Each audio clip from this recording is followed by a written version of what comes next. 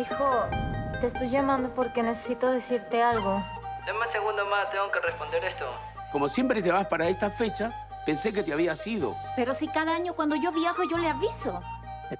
Hola, soy Tatiana Oliveros y estamos aquí en una entrevista de la sección de Cultura nuevamente. Esta vez estoy con María Paz González, ella es cineasta y es la directora de la película Lina de Lima, una cinta que se está dando en este momento y es muy interesante hablar con ella sobre esta película porque es una película que trata muchos temas, es una película, podríamos definir, un poco sencilla en su temática, pero no por eso una película que no aborda temáticas muy complejas, que es la migración, la mujer, la discriminación, la soledad, un montón de cosas bien interesantes que vamos a hablar con ella a raíz de esta película y de su accidentada llegada a exhibición, porque ha sido muy complicado para los cineastas y para los artistas en general poder mostrar sus obras hoy en día.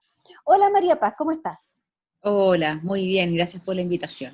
Qué bueno poder hablar contigo sobre Lina de Lima, una película que vi y me gustó harto porque toca, por lo que decía, toca diversas temáticas. Cuéntame un poco cómo llegaste a esta historia, por qué decidiste enfocarte en esto, cuenta un poco de qué se trata, porque yo no quise adelantarlo, pero para que lo cuentes tú, y cómo decidiste a trabajar esta temática. Mira, Lina de Lima es la historia de Lina, una mujer que llegó desde Perú hace 10 años más o menos a Chile, que trabaja en una casa, que cuida a una niña, cuyos padres están fuera, que están ausentes de alguna forma también. Eh, Lina es una mujer que con el paso del tiempo ha convertido un poco los afectos que tiene con su país, los ha transformado un poco en objetos, ¿no? En cosas que tiene que mandar todo el tiempo, todas las navidades tiene que viajar, y de alguna forma ha observado cómo en el paso, en este tiempo que ha pasado, se ha distanciado de alguna forma afectiva, se han cortado de alguna manera estos lazos, la vida que ella tenía ya no es la misma que tiene hoy día, es una persona quizás distinto a lo que se piensa. Lina es alegre, Lina es divertida, Lina se ríe de sí misma, Lina es una mamá, Lina es trabajadora, tiene muchos niveles, no es solamente la historia de una migrante, sino que es una mujer que ha hecho una vida fuera de su casa y que también fuera de su casa por primera vez ha encontrado un espacio para ella misma, que quizás es algo que nunca había tenido en su casa, ¿no? Está sola, está lejos, y eso también le abre una posibilidad de mirarse a ella diferente, como mujer, ¿no? Y también como mamá. Entonces, es una película que habla de la migración, pero sobre todo que habla de los afectos y la soledad también, de una mujer que ha dado todo por su familia y que en un minuto se mira a sí misma y dice, bueno, ¿y yo quién soy? ¿Qué es de mí, digamos? Sí, efectivamente, eso es lo que pasa con esta película al verla, por eso contaba que es muy diverso, o sea, se tocan muchos temas en una historia bastante como simple en la historia, pero lo interesante es eso. Pero hay un tema que me pareció fundamental, que es este tema, es como una comedia musical la película. Sí, Lina tiene unos desvaríos así, muy entretenidos, eh, y que eso le aporta mucho humor, pero también se hace cargo de un tema muy importante en el norte, o sea, en Perú, y también pasa en el norte de Chile, que es el sincretismo cultural que sí. se ha generado. Cuéntame un poco sobre eso, porque no sé si tú tienes alguna relación especial con Perú de antemano, que pudiste abordarlo, tuviste que conversar con alguien, porque no es un tema fácil de abordar, porque a veces cuando se toman estos temas, muchas veces uno, si no se maneja bien el tema, a veces se meten las patas y se mezclan cosas que no corresponden, la gente se ofende un poco, entonces son temas como complejos en su Complejo. estructura. Cuéntame un poco cómo llegaste a eso, Perfecto. cómo lo abordaste en la película y por qué decidiste abordar este tema. Ajá. Mira, yo soy súper admiradora de la cultura peruana en general, la comida, la música, los colores, los paisajes. Creo que tienen una riqueza y una conexión con sus raíces que siento que en gran medida muchas veces nosotros hemos cortado también con nuestros propios orígenes. Creo que ellos hacen un esfuerzo súper grande por mantener viva esa riqueza cultural, y yo la verdad admiro un montón, cada vez que puedo voy, tengo muchos amigos, y nace un poco desde observar y de las ganas que me dan también de conocer un poco más, digamos, cómo opera esa cultura en la práctica. Por otra parte, me ha tocado en Chile conocer a una serie de mujeres migrantes o que trabajan en casas y que me han compartido sus vidas, me han pedido que lleve cosas, conocido un poco la vida que se deja al otro lado, y me parece que es súper interesante lo que pasa ahí, ¿no? Cuando alguien se viene y pasa mucho el tiempo y sigue conectado a un lugar y ese lugar cambia y uno también cambia, ¿qué pasa ahí? Hay una brecha ahí gigante que me parece muy bonita, muy compleja. Para construir una película, siento también que la música es un elemento muy importante en la identidad. Las personas, las mujeres, las personas que están fuera de su país, constantemente escuchan su propia música, porque eso te recuerda paisajes, te recuerda momentos de tu infancia. Yo me acuerdo con Magali Solier, la actriz, de repente ponía una canción, no sé, de Chacalón, y me decía, oh, yo esta canción siempre la escuchaba cuando iba a trabajar, y mi mamá me mandaba con unos sacos de lentejas, y yo me iba a un pueblo, y tenía que ir yo, y escuchaba esta canción siempre en el camión, ¿no? La música nos trae muchos recuerdos con nuestro lugar de origen. Entonces, de alguna medida la película intenta tomar la música desde ese lugar, un lugar de conexión del personaje con sus raíces, consigo misma. Viene de una investigación en distintos ritmos de Perú, en distintas regiones. Hay un panalivio, hay una música que es de un guaylas, que se llama música de carnaval, un vals peruano, que remite a distintas zonas geográficas también. Y la verdad fue súper bonito, fue súper desafiante pensar el imaginario de un migrante no como la historia triste, desolada del personaje, que se le hace el mundo hostil y que los chilenos lo tratan pésimo.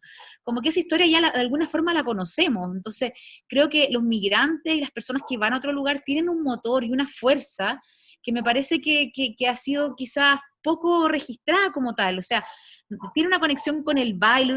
Yo pasé mucho rato en karaoke, cantando, es todo muy vivo, es muy rico, es muy colorido, y generalmente los retratos muchas veces de los migrantes suelen ser tristes, desoladores, y me parecía interesante registrar ese mundo que lo sentía muy real, muy de la vida cotidiana, ¿no? Y que el cine de alguna forma rescata la parte más oscura y no necesariamente toda esa luz o toda esa complejidad, porque la vida es así, la vida cuando uno está viviendo las mayores tragedias, siempre pasa algo cómico, algo absurdo. Entonces, me parece que ese claroscuro es muy bonito de registrar, para mí por lo menos en una película.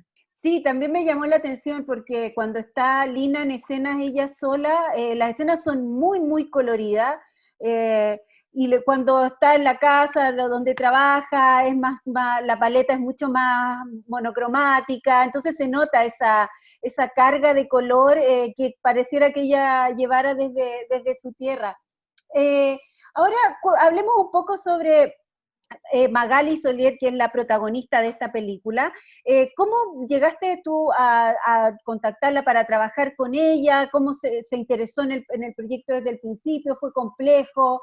Ella es una tremenda actriz peruana, con mucha trayectoria, en muchas áreas, pero ella también entiendo que es cantante. Entonces, sí. ella interpretó las canciones. Cuéntame un poco sobre el trabajo con ella. Mira, fue súper bonito. Yo tenía muchas dudas de quién iba a ser el personaje de Lina. Tenía que ser un personaje fuerte, complejo, interesante, atractivo.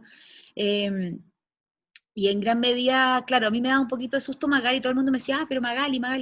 Y yo decía, pero es que Magali es muy espectacular en términos como muy folclóricos. No quería que el personaje me quedara como una diva andina, ¿no? Solo como eso, y que de alguna forma tuviese mucho más de la cotidianidad de las mujeres que yo había conocido en la investigación, en la vida real. Entonces quería un personaje que tuviera esa carga de la realidad. Y claro, yo también tenía en el imaginario a la Magali de hace 10 años, en La Teta Asustada, o en Made in USA, que claro, era una chica muy joven. Pero Magali hoy día tiene hijos. Magali sale de su pueblo en Guanta, que vive en la sierra, a trabajar a película, y regresa a su pueblo. O sea, tiene muchas cargas que están relacionadas con el personaje. Ella en el rodaje me decía, llámame Lina, no me llames Magali. Ella se convierte en el personaje, empieza a sentir lo que siente el personaje. Y eso es muy bonito, muy desafiante. Los actores siempre están buscando personajes distintos, personajes nuevos, personajes que tengan vivencias en las que ellos sientan que pueden aportar y hacer cosas nuevas. Yo creo que Lina era un personaje bien distinto. Siempre me decía Magali, yo nunca había tenido tanto diálogo. Como que es una actriz donde todo se lleva a la mirada, digamos, como que es súper silenciosa y mueve la cara y tú dices, wow, ¿no? Como que deslumbra un poco desde ahí, porque es muy, muy, muy fotogénica. Entonces, claro, pero a mí también me pasó, en la película tenía mucho más diálogo quizás del que tiene, y dentro del montaje me volé un montón de diálogos porque efectivamente ella con la mirada resuelve 3 escenas, digamos, uno entiende exactamente lo que le pasa al personaje. Tiene una capacidad de transmitir su mundo interior que es muy, muy, muy impresionante. Entonces, la verdad, cuando la contacté y le mandé el guión, a ella le encantó la idea de hacer la película, y cuando nos juntamos fue como obvio, o sea, no, yo la vi, llego a un restaurante y era Lina la que estaba sentada ahí, digamos, no tenía ninguna duda. Entonces fue en ese momento que no hubo casting de ella ni nada por el estilo, o sea, fue simplemente conocernos y saber que íbamos a trabajar en eso, o sea, era un desafío para las dos.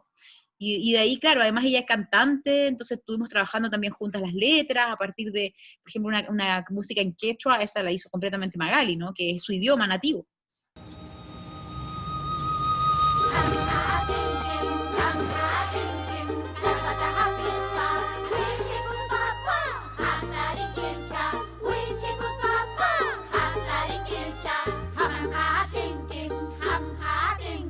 Oye, y ahora pasando al tema de la exhibición de la película, ha sido un poco accidentado porque esta película se iba a estrenar el año pasado, según entiendo, pero fue el estallido, después la pandemia, y ahora que se iba a abrir, pero se volvió a cerrar.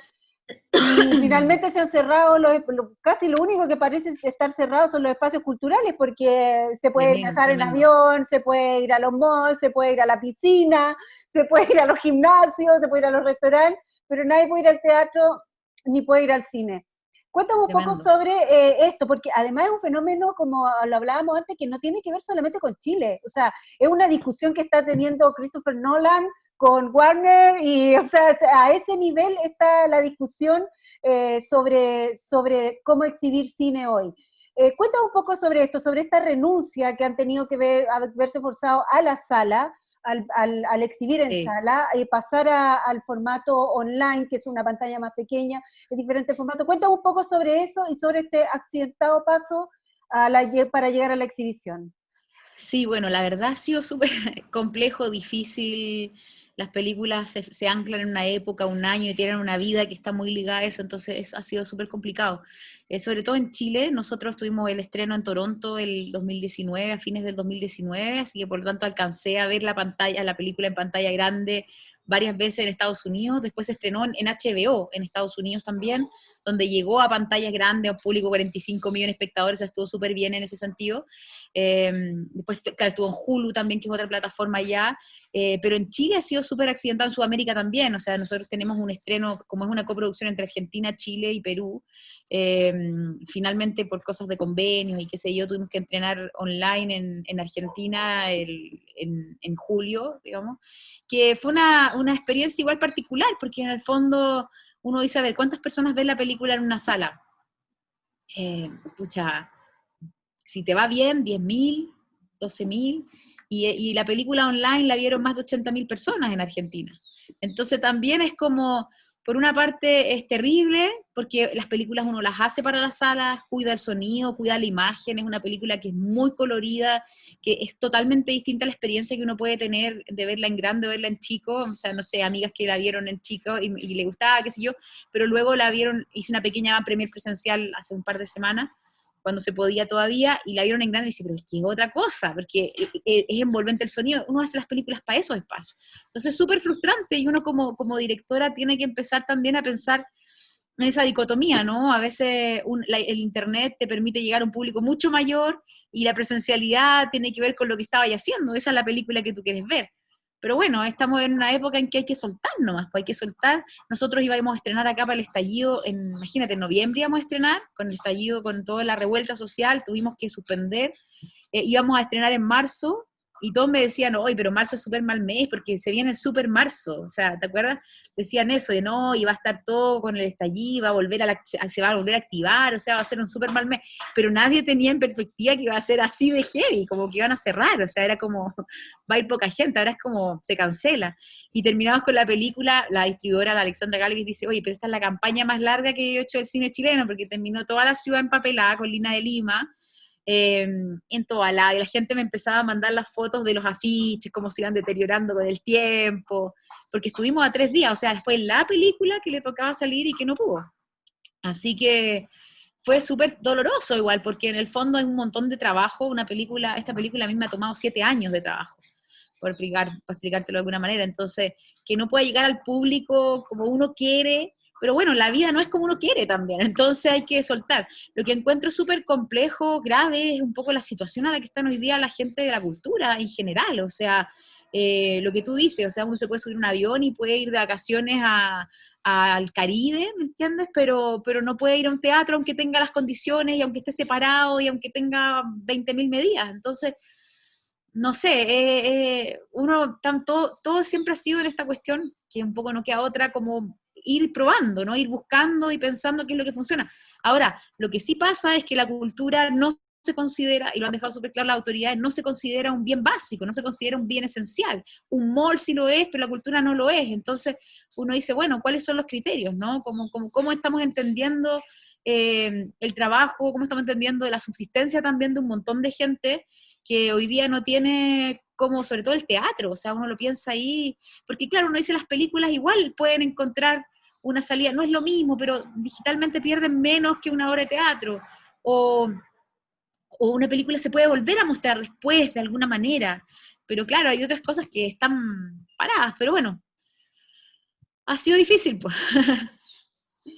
Sí, pues ha sido complicado y efectivamente todas las artes que dependen de las artes escénicas en el fondo han sido las más afectadas.